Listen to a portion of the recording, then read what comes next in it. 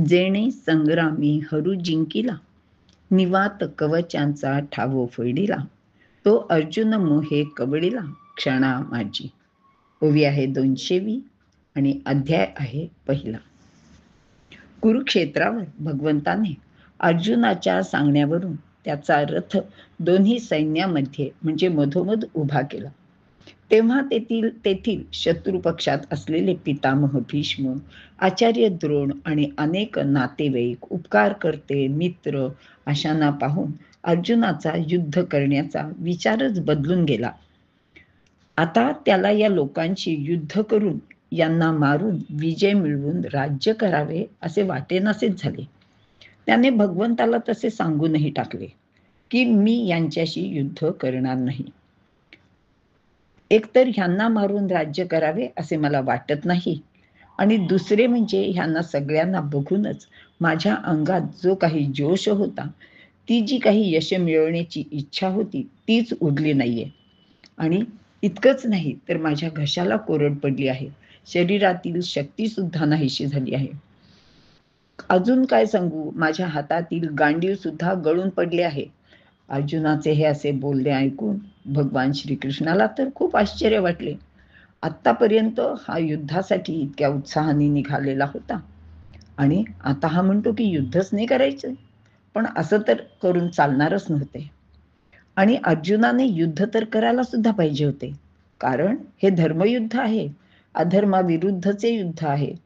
मग भगवंत अर्जुनाला त्याने यापूर्वी केलेल्या अनेक पराक्रमांची आठवण करून देताना म्हणतात, अरे तू अर्जुन, शूरवीरांमध्ये श्रेष्ठ, आजपर्यंत तू युद्धात अनेक वीरांचा सहज पराभव केला आहेस. इतकंच काय, प्रत्यक्ष भगवान शंकरांना सुद्धा तू युद्धात जिंकले आहेस. आणि ते सर्व विसरलास का काय? जेणे संग्रामी हरू जिंकिला असा तुझा महिमा आहे.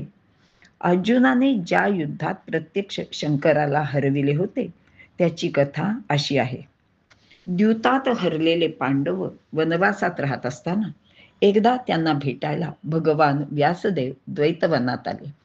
त्यांनी युधिष्ठिराला सांगितले की युधिष्ठिरा, वनवास संपल्यानंतर सुद्धा तुम्हाला तुमचे राज्य दुर्योधन सहजपणे देणार नाही हे लक्षात घे, आणि ते मिळवण्यासाठी तुम्हाला युद्धच करावे लागेल. त्यासाठी तुम्ही आत्तापासून तयारी करायला सुरुवात करा.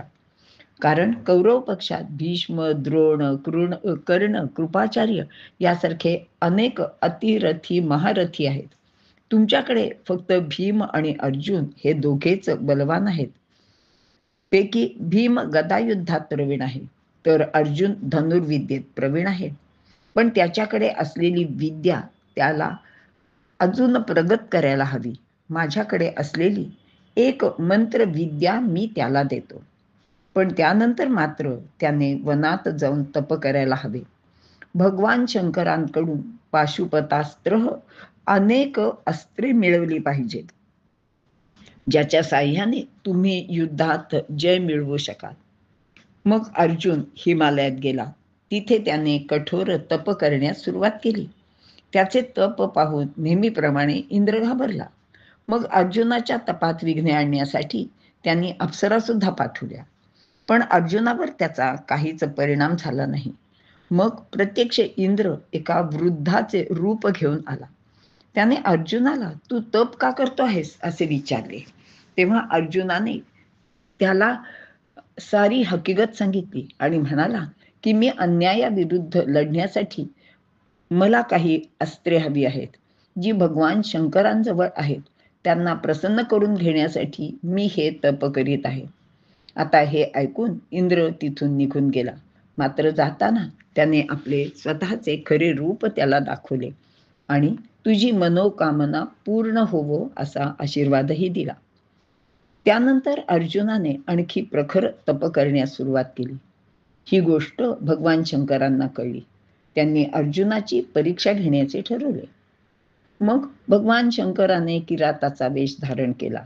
किरात म्हणजे भिल्ल. अर्जुन जिथे तप करत होता तिथे ते आले. तेवढ्यात मूक नावाचा एक राक्षस तिथे रानडुकराचे रूप घेऊन आला व त्याने अर्जुनावर हल्ला केला. हे पाहून अर्जुनाने आपल्या गांडीवाला प्रत्यंच्या चढून बाण सोडायला सुरुवात केली. ते पाहताच किरात रूपाने आलेल्या शंकराने सुद्धा आपल्या धनुष्यातून बाण काढले आणि ते सोडले. दोन्हीकडून असलेले बाण त्या डुकराच्या शरीरात घुसले आणि ते घायाळ होऊन जमिनीवर पडले आणि गतप्राण झाले. ते डुक्कर खाली पडलेले पाहून अर्जुन त्याच्याजवळ गेला, पण त्यापूर्वीच तो किरात सुद्धा तिथे पोहोचला होता आणि तो म्हणाला की अरे, हात लावू नकोस, ही शिकार माझी आहे.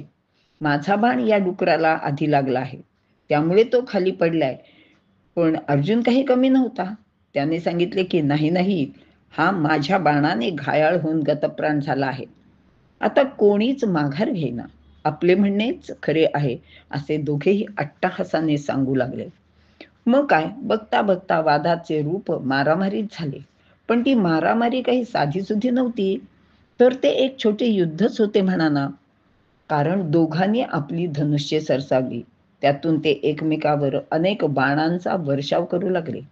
नंतर एक एक अस्त्रे दोघे एकमेकांवर सोडू लागले. अशा रीतीने दोघात अगदी तुंबळ युद्ध सुरू झाले. कोणीच कोणाला हार जात नव्हते, कोणीच माघारही घेत नव्हते. दोघे अगदी तुल्यबळ प्रतिस्पर्धी होते. मात्र नंतर एका बाणाने अर्जुन घायाळ झाला. क्षणभर त्याला भोवळ आली, पण पडता पडता त्याने स्वतःला सावरले आणि युद्धाला पुन्हा उभा राहिला.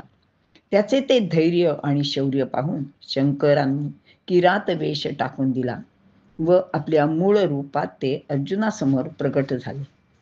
आता अर्जुनाला खूप आनंद झाला. त्याने भगवान शंकरांना प्रणिपात केला, हात जोडून समोर उभा राहिला. भगवंताची म्हणजे शंकरांची खूप स्तुती केली आणि त्यांच्याशी युद्ध केल्याबद्दल त्यांची क्षमा सुद्धा मागितली. तेव्हा शंकर प्रसन्न होऊन म्हणाले, अर्जुना, अरे, तू एवढे कठोर तप का करीत होतास? तुला नक्की काय हवे, मागून घे.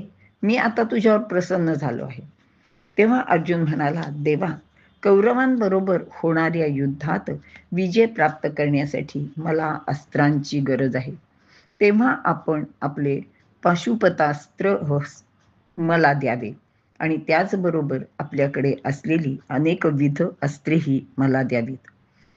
भगवंत शंकराने तथास्तु म्हणत त्याला आपले पशुपत नामक अस्त्र दिले आणि तू युद्धात विजय होशील असा आशीर्वादही दिला.